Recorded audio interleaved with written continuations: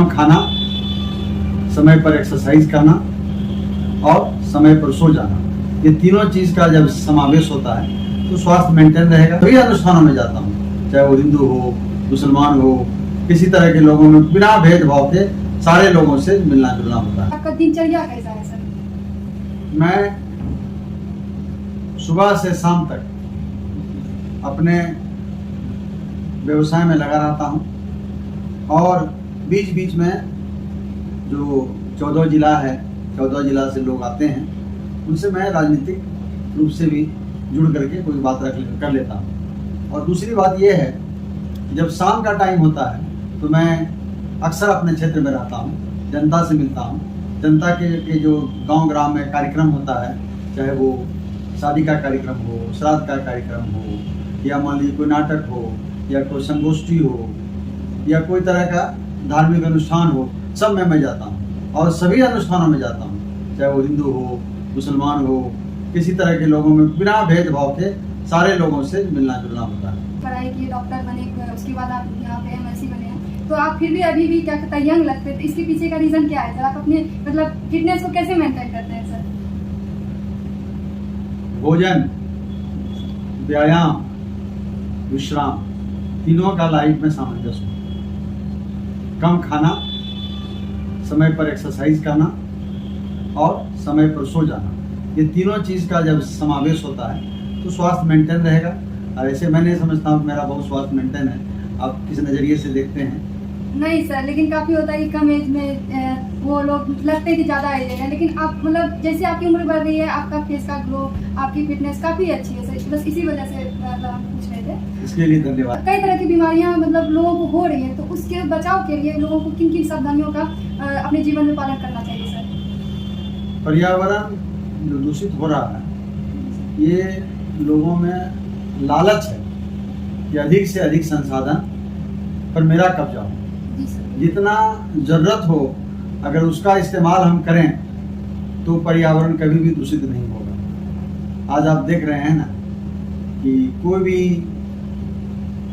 Function होता है, हम लोग ये ख्याल नहीं रखते हैं इस फंक्शन से छठ हो या दिवाली हो तो कितना हम पानी को दूषित कर रहे हैं, कितना हम हवा को दूषित कर रहे हैं, क्योंकि इस हवा और पानी का उपयोग तो अन्य लोग भी करेंगे और वो सब अगर समाज में हैं, सब भाई बहन हैं।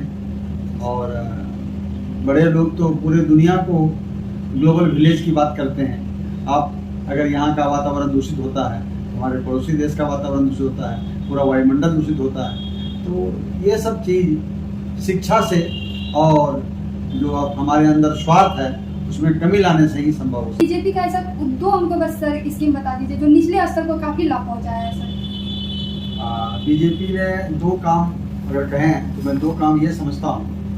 एक तो राष्ट्र की सुरक्षा को उन्होंने मजबूत किया और इस संदर्भ में दूसरा बात कर सकते हैं कि राष्ट्र का मान सम्मान पूरे दुनिया में बीजेपी के समय में बढ़ा। आज भारत को लोग पहले एक गरीब देश के रूप में हमारे ऊपर दया करते थे और आज हम इस स्थिति में हैं कि हम उससे आंख में आंख मिला के बात कर सकते हैं। दूसरा जो आप जानना चाह रहे हैं, संसाधन का बहुत विकास हुआ। पूरे देश के अंदर नेशनल हाईवे, कनेक्टिविटी और रेलवे का जाल बिछ गया। हवाई जहाज जो है छोटे छोटे शहरों से उड़ने लगा। इतना ही नहीं, आज जो गरीबों के साथ जो मोदी जी का जुड़ा हुआ तो गरीबों में एक आत्मसम्मान पैदा हुआ। आज आप देखिए कि गरीब लोग बैंक के अंदर घुसे हुए हैं, वहाँ अपना खाता खोले हुए हैं। गरीब लोग हवाई अड्डा पर रहते हैं, गरीब लोगों के घर में गैस चूल्हा है, गरीब लोग भी शौचालय में अपना शौच करते हैं। इस तरह से एक वातावरण जो है देश के अंदर इस तरह से हुआ कि आम और खास का भेद मिट गया। आम आदमी भी अब खास आदमी की तरह अच्छा कपड़ा पहनता है, टी शर्ट पहनता है, जूता पहनता है, मोटरसाइकिल से चलता है।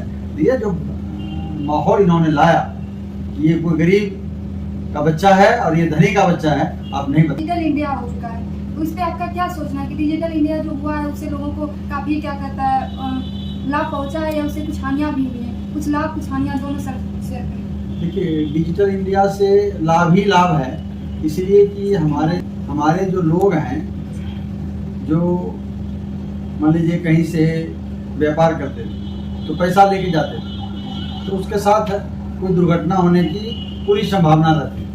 आज इसका कोई डर नहीं है कि मेरा पॉकेट से कोई पैसा निकाल लिया। एक बात ये बात तो सर सही बोली। दूसरी बात ये समझ लीजिए कि जो इनकम टैक्स की चोरी करते थे अब वो संभव नहीं है। आपको सारा पैसा जो है वो ऑनलाइन देना है और वो ट्रांजैक्शन जो है वो सरकार की नज़र में है। ये एक फायदा हुआ। जो आपने कहा कि इससे दिक्कत क्या है, नुकसान क्या है, तो नुकसान के तौर पर इतना ही कर सकते हैं। जैसे मान लीजिए कि हम लोग कोई छोटा छोटा सामान खरीदने गए तो हर समय ऑनलाइन का यूज़ करना थोड़ा हम लोगों के उम्र के आदमी के लिए डिफिकल्ट होता है। ऐसे युवा लोग तो देखते हैं अंडा भी खाता है तो उसको भी ऑनलाइन पैसा देता है, लेकिन हम लोगों के लिए थोड़ी कठिनाई होता है कि सब्जी खरीदो या छोटा छोटा कोई कहीं पान खा लिए, कहीं चाय पी लिए, तो ये सब परेशानी है। ये सब परेशानी का बहुत मतलब जिंदगी में नहीं है। डिजिटल इंडिया का मतलब है देश का आगे निकलना, देश का विकास होना। तो ये मोदी जी की बड़ी उपलब्धि। जनरेशन हम लोग भी काफ़ी आगे बढ़े हैं भारत में। तो सर ये बताइए कि जैसे कोई जिसकी स्थिति काफ़ी खराब हो, वो डॉक्टर बनना चाहते हैं, तो उसको आप क्या सजेशन देना चाहेंगे सर? मैं इस संदर्भ मेरा बहुत ही स्पष्ट विचार है कि कोई पढ़ना चाहे तो उसके लिए आर्थिक जो तंगी है वो आड़े नहीं आता है, क्योंकि मैं भी उस रास्ते से गुजरा हूँ। अगर वो बच्चा दृढ़ संकल्पित हो तो आज समाज और सरकार दोनों उसको मदद करने के लिए तैयार है। अभी मेरा एक भगना है जो मेडिकल में एडमिशन लिया, बैंक का ऑफिसर वहाँ बैठा हुआ है कि मैं फीस भरूंगा और आपको जो है पूरी पढ़ाई तक कोई फीस नहीं देना है, सारा फीस बैंक देगा और 1 साल जब पढ़ाई पूरी हो जाए उसके 1 साल के बाद से मैं आपसे पैसा लूंगा और वो भी मैं 10 साल के अवधि तक आपको देना है। तो इस तरह की व्यवस्था सरकार की तरफ से भी है। ये सर कहीं आप ये बिहार स्कूल मतलब बिहार का तो योजना से नहीं बता रहे हैं, क्योंकि बिहार सरकार भी ऐसी योजना लाई है जिससे मतलब निचले तक के स्टूडेंट कर सकते हैं लोन लेके 4। ये बिहार की भी योजना हो, प्रधानमंत्री की भी है सर। प्रधानमंत्री की भी योजना है, प्रधानमंत्री की भी योजना इसलिए सर। लेकिन मैं ये बता रहा हूँ जो मैंने प्रैक्टिकल अनुभव बताया कि बैंक तो राष्ट्र का है, देश का है, तो बैंक वाले ही आके बैठे रहते हैं कि नहीं आप पढ़ो मैं पैसा दूंगा। यहाँ तक कि नर्सिंग में जो बच्चे नर्सिंग में करते हैं उसको भी 4 लाख रुपया बिना कोई गिरवी रखे हुए, बिना कोई जैसे घर रखना हो या जमीन रखना हो, इसके बिना भी वो 4 लाख रुपया आराम से